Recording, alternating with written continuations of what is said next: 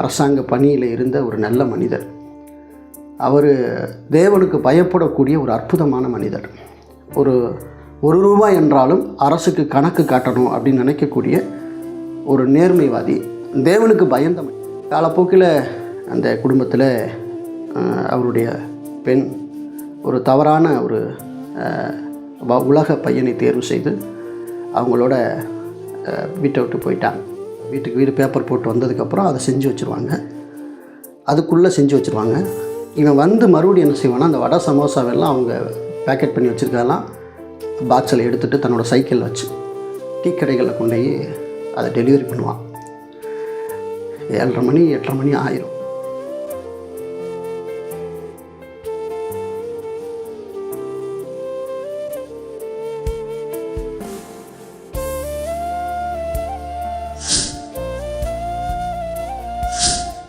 ஆண்டவருடைய பரிசுத்த நாமத்திற்கு மகிமை உண்டாவதாக. மீண்டும் இந்த காட் கிட்ஸ் வலையொலி மூலம் உங்களை சந்திப்பதில் நான் தேவனுக்கு மிகுந்த நன்றி உள்ளவனாக இருக்கிறேன். இன்றைய காலகட்டத்தை பார்க்கும்போது பயங்கர பயத்தோடு பயணிக்க வேண்டிய ஒரு சூழ்நிலை இருக்குது. குறிப்பாக யங்ஸ்டர்ஸ் மத்தியில் இன்றைக்கி இருக்கக்கூடிய கலாச்சாரத்தை பார்க்கும்போது பயங்கர வேதனையான ஒரு சூழலாக இருக்குது. நாகரிகம் நினச்சி அவன் பண்ணுற ஒவ்வொரு செயலும் அநாகரிகம் என்று அவனுக்கு தெரியாமலே அது நாகரிகம் நம்புகிறான். அவன் உடை போடுறதுலேருந்து, அவன் முடிவெட்டுற ஸ்டைல்லேருந்து, அவன் செய்கிற ஒவ்வொரு செயலுமே இங்கே நாகரிகம் அப்படின்னு நினச்சி பண்ணிகிட்ருக்கிற ஒரு விஷயத்தை நினச்சா ரொம்ப வேதனைக்குரிய ஒரு செயலாக இருக்குது. உலகத்தின் பிள்ளைகள், உலகத்தில் இருக்க வாலிப பிள்ளைங்கள், அவங்களுக்கு ஒரு ஒரு ஒரு தேவனை பற்றின ஒரு நாலேஜ் இல்லை. இதெல்லாம் செஞ்சால் பாவம் அப்படிங்கிறது அவங்களுக்கு அந்தளவுக்கு தவறுன்னு மனசாட்சிக்கு தெரிஞ்சாலும் கூட இதெல்லாம் பாவம், இதற்கண்ட ஒரு தண்டனை இருக்குது அப்படிங்கிறத அவங்க அறியாதனால பல விஷயங்கள் செய்கிறாங்க. ஆனால் தேவனை ஏற்றுக்கொண்ட குடும்பத்தில் இருக்கக்கூடிய வாலிப பிள்ளைங்களும் கூட இந்த உலகத்தில் சிக்குண்டு இழுக்கப்பட்டு தவறி விடுவது தான் வேதனைக்குரிய ஒரு செயலாக இருக்குது. நாம் இந்த வேத வசனத்தை தியானிக்கிறதுக்கு முன்னாடி நான் ஒரு சம்பவத்தை உங்களுக்கு சொல்ல விரும்புகிறேன். நன்கு பரிச்சித்தமான ஒரு சகோதர குடும்பம் அறிவேன். அவர் உண்மையிலே ஒரு அரசாங்க பணியில் இருந்த ஒரு நல்ல மனிதர். அவர் தேவனுக்கு பயப்படக்கூடிய ஒரு அற்புதமான மனிதர். ஒரு ரூபாய் என்றாலும் அரசுக்கு கணக்கு காட்டணும் அப்படின்னு நினைக்கக்கூடிய ஒரு நேர்மைவாதி, தேவனுக்கு பயந்த மனிதன். தேவனுக்கு பயந்த மனிதன் தப்பே பண்ண மாட்டான், நம்ம எல்லாருக்கும் தெரியும். ஸோ தேவன் எப்போது நம்மளை பார்க்குறாரு அப்படின்னு நினச்சி வாழ்கிறவன் கண்டிப்பாக நீதியாக வாழ்வான். அப்படிப்பட்ட குடும்பத்தில் 2 பெண் பிள்ளைங்க அவருக்கு. நல்ல ஒரு விசுவாச குடும்பமாக தான் வந்தாங்க. பட் ஆனால் அந்த குடும்பத்தில் இருந்த சகோதரி, அவங்களுடைய மனைவி கொஞ்சம் விசுவாசத்தில் கொஞ்சம் பின்னடைவாக இருந்தாங்க. காலப்போக்கில் அந்த குடும்பத்தில் அவருடைய பெண் ஒரு தவறான ஒரு உலக பையனை தேர்வு செய்து அவங்களோட வீட்டை விட்டு போயிட்டாங்க. இதை அந்த சகோதரனால் அக்செப்ட் பண்ணிக்கவே முடியல, அதை அவரால் ஏற்றுக்கொள்ளவும் முடியலை. ஆண்டவரே, நான் உமக்கு நீதியாக நேர்மையாக தானே வாழ்ந்தேன், ஏன் ஆண்டவரே எனக்கு என் குடும்பத்தில் அப்படி நடந்தது அப்படின்னு சொல்லி அவர் தேவன்கிட்டையும் மனஸ்தாபம் அடையும் நிலைமைக்கு மாறிட்டார். 2வது அதை நினைத்தே அவருக்கு உடம்பில் பயங்கரமான ஒரு ஸ்ட்ரோக் வியாதி வந்துருச்சு. படுத்த படுக்கை ஆன நிலைமைக்கு அவர் தள்ளப்பட்டார். அதுக்கப்புறம் அந்த குடும்பம் ரினியூவல் ஆகவே இல்லை. அவங்க திரும்ப தேவனை விட்டும் தூரம் போகக்கூடிய ஒரு சூழல். 2வது அவருடைய வாழ்க்கையும் அதை நினைத்தே திடீரென்று ஒரு நாள் இறந்தும் போனார். இதை கண்ணு முன்னாடி பார்த்த சம்பவம். வீட்டில் இருக்கக்கூடிய பிள்ளைங்க பெற்றோர்களுடைய மதிப்பை அண்டர்ஸ்டாண்ட் பண்ணணும். என் தாய் தகப்பனுக்கு எவ்வளோ ரெஸ்பெக்ட் இந்த சமுதாயத்தில் இருக்குது, என் தாய் தகப்பன் எந்த மாதிரி இந்த சமுதாயத்தில் வாழ்கிறாங்க, எந்த மாதிரி சர்ச்சில் அவங்க வாழ்ந்துட்டுருக்காங்க, எவ்வளோ ஹோலியாக இருக்கிறாங்க. நாம் இந்த மாதிரி விஷயத்தெல்லாம் செய்யும்போது நம்முடைய பேரண்ட்ஸுக்கு அதெல்லாம் ஒரு பயங்கர இழுக்காக நிற்காதா அப்படின்னு வாலிப பிள்ளைங்க கொஞ்சமாச்சும் அதை குறித்த அக்கறை உள்ளவங்களாக இருக்கணும். இன்றைக்கி காலகட்டத்தில் அந்த மனசாட்சி என்ற ஒன்று இல்லாமலே போய் கொண்டு இருக்கிற ஒரு சூழ்நிலை இருக்குது. பெற்றவங்களாவது யாராக இருந்தால் எங்களுக்கு என்ன, எங்களுடைய சுய ஆசை நிறைவேறினா சரி. தன்னைத்தான் பிரியப்படுத்துகிறது. இயேசு அருமையாக சொன்னார், ஒருவன் தன்னைத்தான் வெறுக்காவிட்டால் அவன் எனக்கு சீசனாக இருக்க மாட்டான்னு சொல்லிட்டார். தன்னைத்தான் ஒருத்தன் வெறுக்காவிட்டால் அப்படின்னு சொல்லிட்டார். இன்றைக்கி ஒரு வேத வசனத்தை நாம் தியானிக்கலாம். பிரசங்கி புஸ்தகம் 11ஆம் அதிகாரத்தில் 9வது வசனம். வாலிபனே, உன் இளமையிலே சந்தோஷப்பட்டு உன் வாலிப நாட்களிலே உன் இருதயம் உன்னை பூரிப்பாக்கட்டும். உன் நெஞ்சின் வழிகளிலும் உன் கண்ணின் காட்சிகளிலும் நட. ஆனாலும் இவை எல்லாவற்றின் நிமித்தம் தேவன் உன்னை நியாயத்திலே கொண்டு வந்து நிறுத்துவார் என்று அறி. எவ்வளோ அழகாக பிரசங்கி எழுதியிருக்கான். உன்னைய தடுக்கலை, உன் விருப்பத்தை எல்லாம் நீ வாலிப நாட்களில் செஞ்சுக்க. ஏன்னா வாலிபம் என்பது நீ அனுபவிக்கிறது என்று நினைத்து கொண்டு இருக்கிறாய், அதை நீ அனுபவிச்சுக்க. உன்னை தடுக்கலை, உன் கண்ணி நிச்சயம்படியெல்லாம் நட. ஆனால் நீ செஞ்ச எல்லாத்துக்கும் கணக்கு என்று ஒன்று பரமனுடைய புத்தகத்தில் எழுதப்படுகிறது.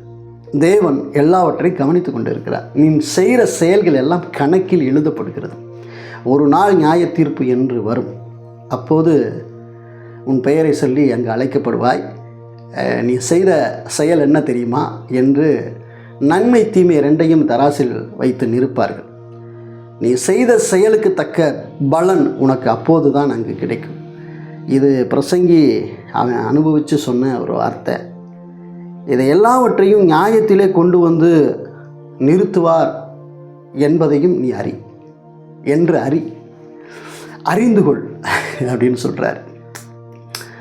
இந்த நியாய தீர்ப்பு என்பது பைபிளில் நிறைய இடங்களில், பழைய ஏற்பாட்டில் நிறைய சொல்லப்பட்டிருக்கு. நியாய தீர்ப்பு இந்த உலகம் முடியும் போது மரித்தோர், சிறியோர், பெரியோர் எல்லாரும் தேவனுக்குள் மரித்தவர்களாக இருந்தாலும் அனைவருமே தேவனுடைய சமூகத்தில் கொண்டு வந்து நிறுத்தப்படுவார்கள். அப்படி நிறுத்தப்படும் போது இந்த உலகம் நியாயம் தீர்க்கப்படும். சிறியோர் முதல் பெரியோர் வரைக்கும் நியாயம் தீர்க்கப்படுவார்கள்.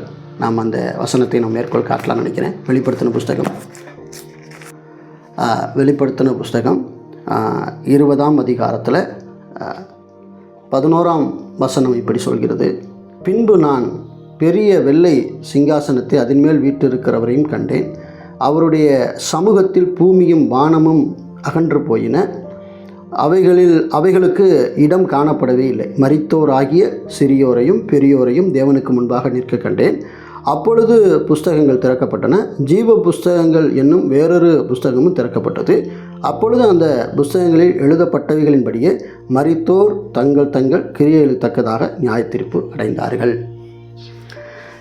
அப்போ நாம் செய்கிற செயல் எல்லாமே அங்கே ஒரு புஸ்தகத்தில் எழுதப்படுகிறது. இதைத்தான் பிரசங்கி சொன்னார். உன் கண்களின் இச்சையின்படியெல்லாம் நீ நட, உன்னை தடுக்கலை. பட் ஆனால் அதெல்லாம் எழுதப்படுகிறது தேவனுடைய புஸ்தகத்தில். அது ஒரு நாள் அங்கே நியாயசனத்துக்கு முன்பாடி அந்த புஸ்தகம் திறக்கப்பட்டு அது சொல்லப்பட்ட வார்த்தைகளின்படி, அதில் எழுதப்பட்டிருக்கிற உன்னை குறித்த செயல்களின்படி உனக்கு நியாய தீர்ப்பு என்று ஒன்று கிடைக்கும். இதை நீ அறிந்து கொண்டு இங்கு நீ என்ன செய்ய அப்படின்னா, கண்ணியமாக நீ வாழ பழகிக்கொள். வாலிபனே, வாலிப தங்கையே, இதை நீ செய்ய வேண்டும் அப்படின்னு பிரசங்கி சொல்கிறார். இன்றைக்கி இருக்க வாலிபர்களுக்கு உண்மையிலே ஃபேமிலியை குறித்த பொறுப்பு கூட இல்லைங்க. தாய் தகப்பன் சம்பாதிக்கிற அந்த சம்பாதியத்தில் வாழ்கிறங்கிற ஒரு கில்ட்டு கூட கிடையாது. ஒரு ஒரு ஒரு ஒரு உணர்த்துதல் கூட கிடையாது.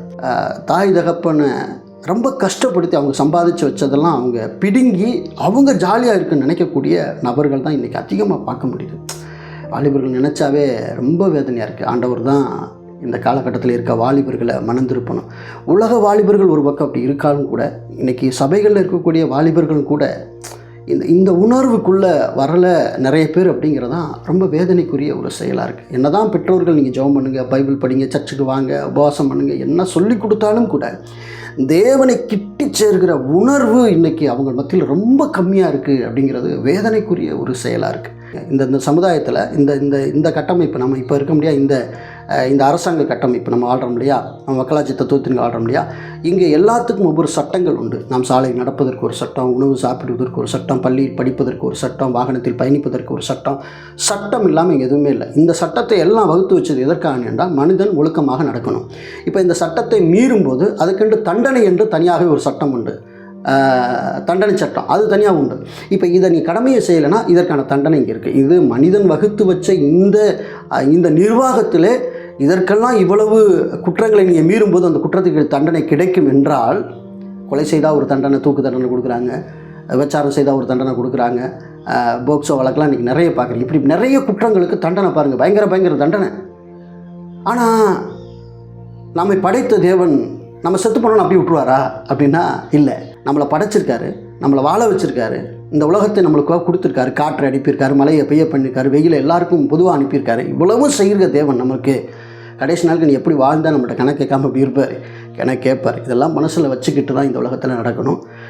ஒரு சம்பவம் என் நினைவுக்கு வருது. என்னென்னா, இன்றைக்கி இருக்க வாலிப பிள்ளைங்க கொஞ்சம் உணர்வோடு நடக்கணும் அப்படிங்கிறக்காண்டி தான் சொல்கிறேன். ஒரு 7ஆம் வகுப்பு படிக்கிற ஒரு பையன், அவன் காலையில் 4:30 மணிக்கு அதிகாலையில் எழுகிறான். எழுந்து என்ன செய்கிறான் என்றால், ஒரு 100 வீட்டுக்கு அவன் காலையில் பேப்பர் போடுறான். மிஞ்சி போனால் ஒரு பேப்பர் போடுவதுக்கு அவனுக்கு வந்து ₹1 கிடைக்குன்னு நினைக்கிறேன். 100 ரூபா கிடைக்கும். காலையில் ஒரு 100 வீட்டுக்கு அவன் பேப்பர் போடுறான். பேப்பர் போட்டு முடித்த உடனே அதுக்கப்புறம் அவங்க தாயார் வந்து இந்த வடை, சமோசா இதெல்லாம் வந்து செஞ்சு வச்சுருவாங்க. இவன் அந்த வீட்டுக்கு வீடு பேப்பர் போட்டு வந்ததுக்கப்புறம் அதை செஞ்சு வச்சுருவாங்க. அதுக்குள்ளே செஞ்சு வச்சுருவாங்க. இவன் வந்து மறுபடியும் என்ன செய்வான்னா, அந்த வடை சமோசாவெல்லாம் அவங்க பேக்கெட் பண்ணி வச்சுருக்கதெல்லாம் பாக்ஸில் எடுத்துகிட்டு தன்னோட சைக்கிளில் வச்சு டீ கடைகளில் கொண்டு போய் அதை டெலிவரி பண்ணுவான்.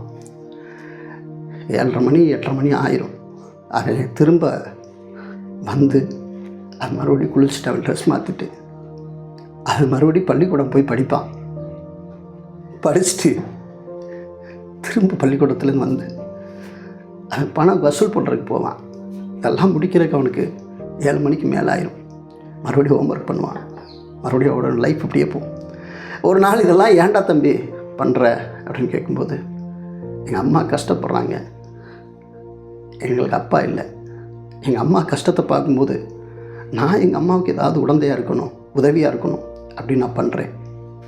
இந்த சின்ன வயசில் எவ்வளவு பெரிய ஒரு நாலேஜ் பாருங்கள். தேவனை அறியாத பிள்ளைங்க, தேவனை அறிஞ்ச பிள்ளைங்க, பேரண்ட்ஸுக்கு எவ்வளோ ஹெல்ப் பண்ணிங்க இருக்கணும், புரிஞ்சு நடந்துக்கணும்.